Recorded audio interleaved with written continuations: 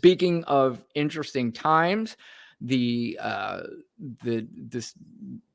war over in Israel is still going on, and I will admit, just like we did a couple weeks ago, I am no more intelligent or smarter about this whole thing than I was 2 weeks ago. I just know it is terrible. I know now that there is a lot of controversy with a lot of left-wing people who seem to well, I this is how I see it, and if I'm wrong, anybody in the comments, if you want to send an email or whatever, you can certainly correct me. I have no problem with that, but it appears as if there is a narrative that there are far left-wing people who are anti-Israel and pro-Hamas and pro-Palestinian. And the way I have seen it personally, and again, this is where you can correct me if I'm wrong. And Lana, if you know anything more about it, you can certainly correct me if I'm wrong as well. What the protest is not necessarily pro Palestine, that they want Palestine to beat Israel or they want Hamas to go in and continue to kill Israeli people.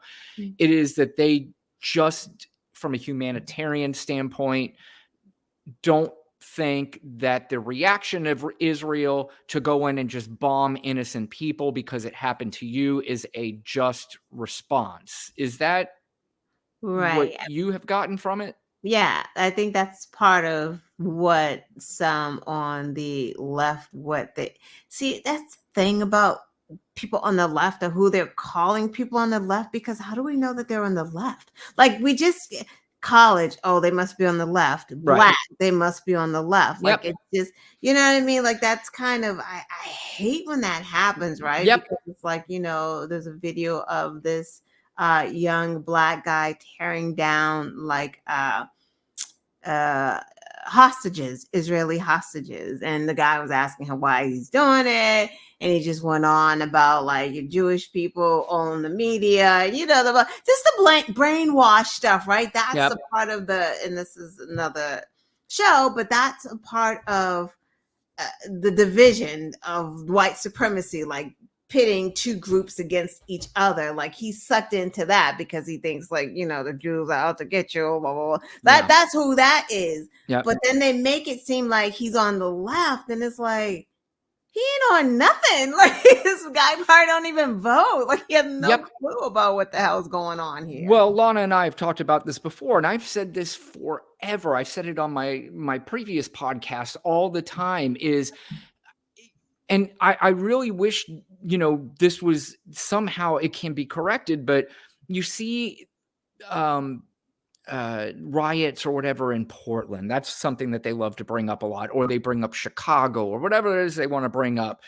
is that these are automatically just hard left-wing Democrats who are fighting and violent because they want to take over the country.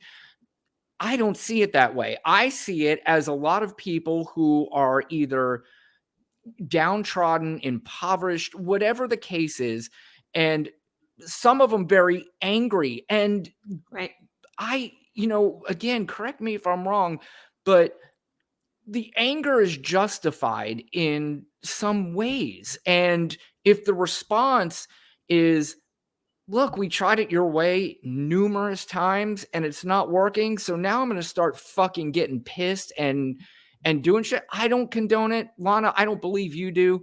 But you could say, in a way, I kind of get it. But to also assimilate that with Democrats and left wing and all this stuff, to me, is off base completely. Right. Because there was also a Chicago BLM chapter. You saw that, like, what were they? The Palestinian. Yeah, well, I don't even know what the tweet was that they wrote. It was like a pro-Palestinian tweet that, of course, made everybody nuts.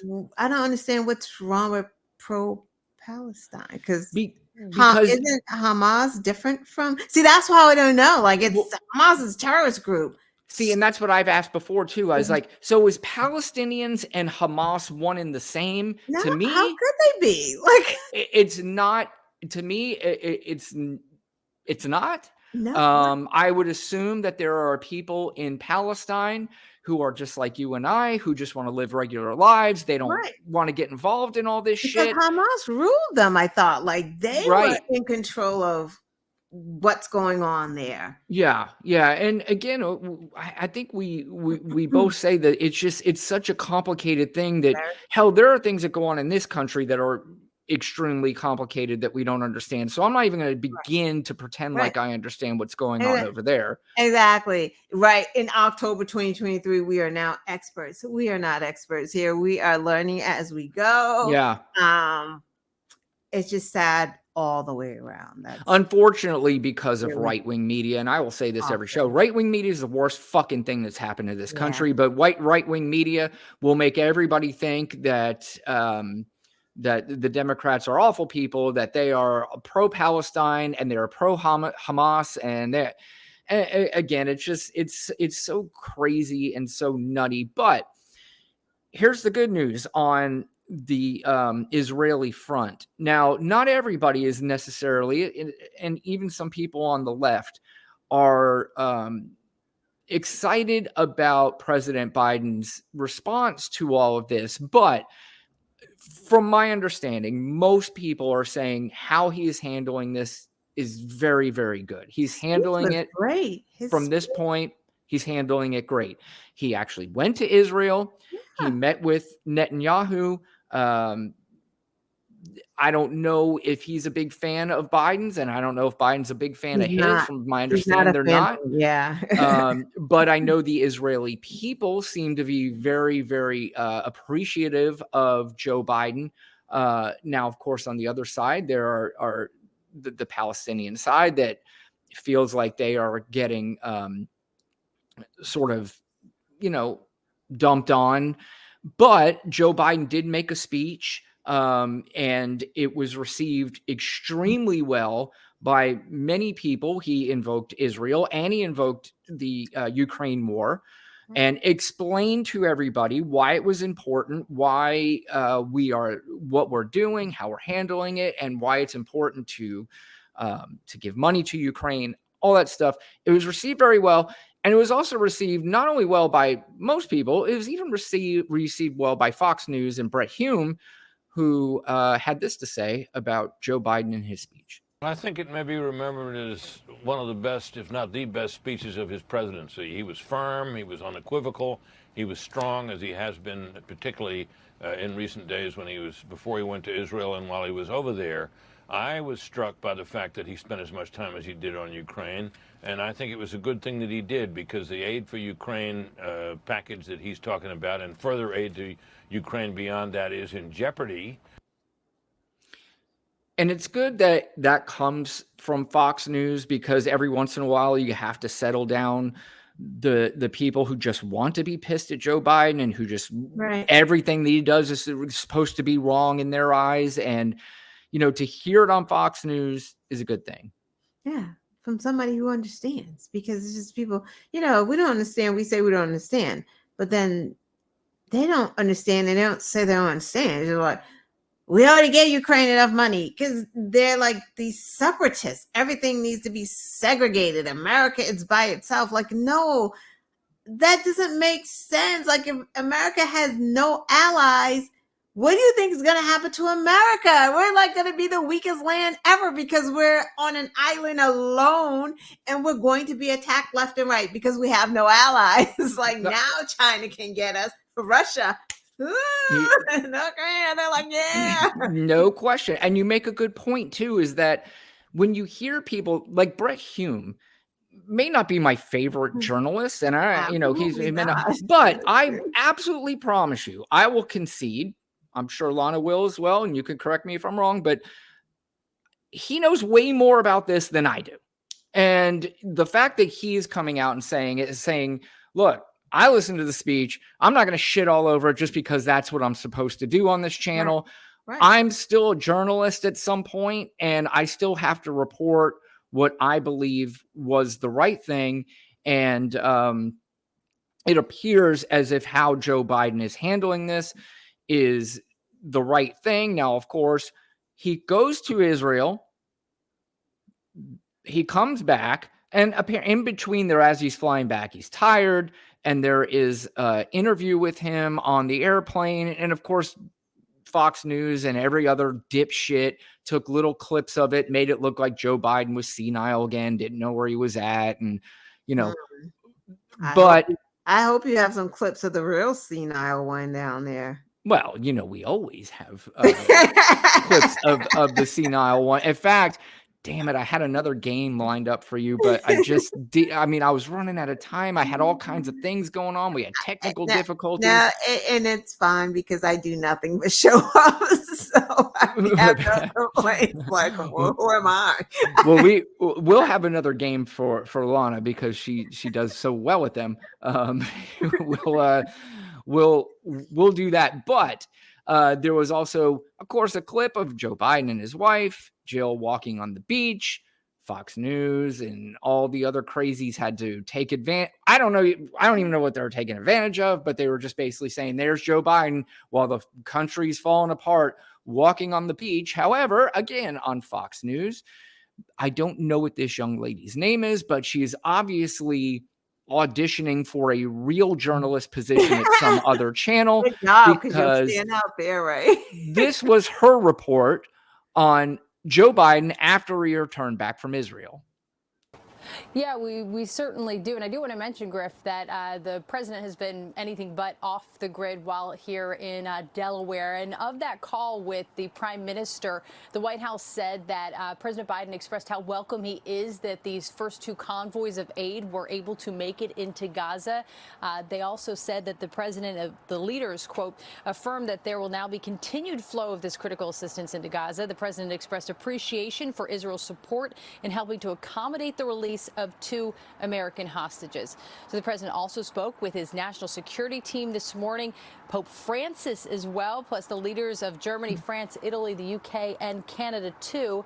So the president's line here in Delaware, again, was very busy today. Even on that breezy beach walk we were just talking about, the president was on his cell phone during a portion of that. Now, earlier today, Secretary of State Antony Blinken appeared on the Sunday show.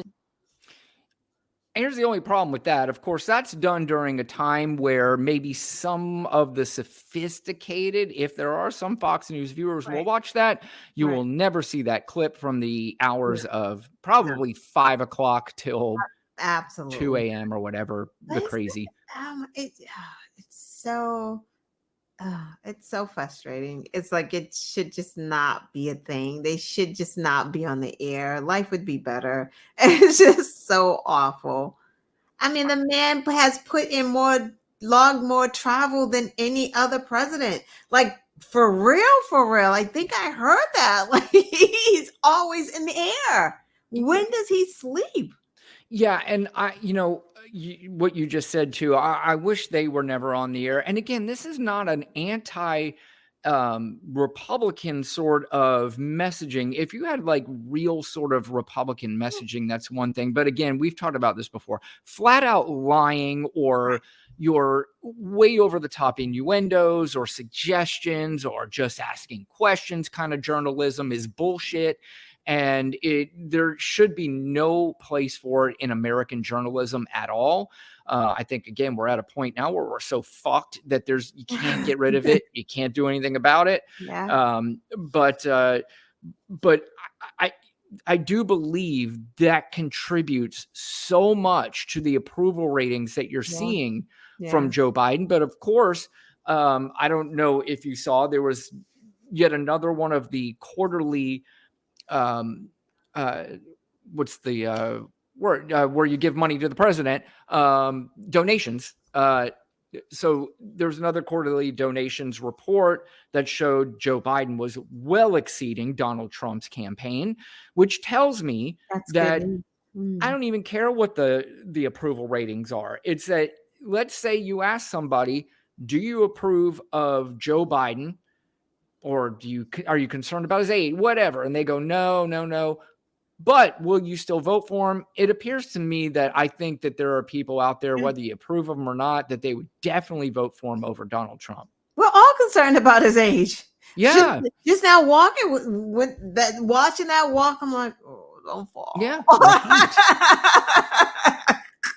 And I think I'd still admit, and maybe I'm even being suckered by it in a way. Every time he's on TV and he speaks, you're almost like, God, don't say anything stupid. And you know what? Yeah. Quite frankly, he never says anything stupid. So No. I don't know why we're still afraid of that. No. No, and don't get me wrong. Yes, every once in a while he'll flub and he'll be slower and But he's old. That's I exactly do right. as well. I can't remember things the way I used to, so I can't imagine being the president of the United States and you're traveling. Yeah, I mean, you ever be in a concert and the person performing forgets what city they're in because they travel so much? This man is traveling from country to country, different presidents. He's got to remember. I know you got footage or something like that, but you got to remember all that. How do you remember that stuff? Yeah. My God, at that age? There absolutely no question. But being old doesn't make you stupid. No, exactly. And there's a difference between old and smart and old and stupid. Agreed. And we had a guy that was president, whether he was old, whether he was young, he's always been stupid. Always. No? Yes? Yeah, I thought you were going to roll some footage. I was just waiting. Damn it. I do. Now, I do have stupid footage. But before we get to stupid footage, I thought we were segueing, right? Next thing I know, I'll know that that's the cue next time. So I was not prepared for your that's fine. Your cue.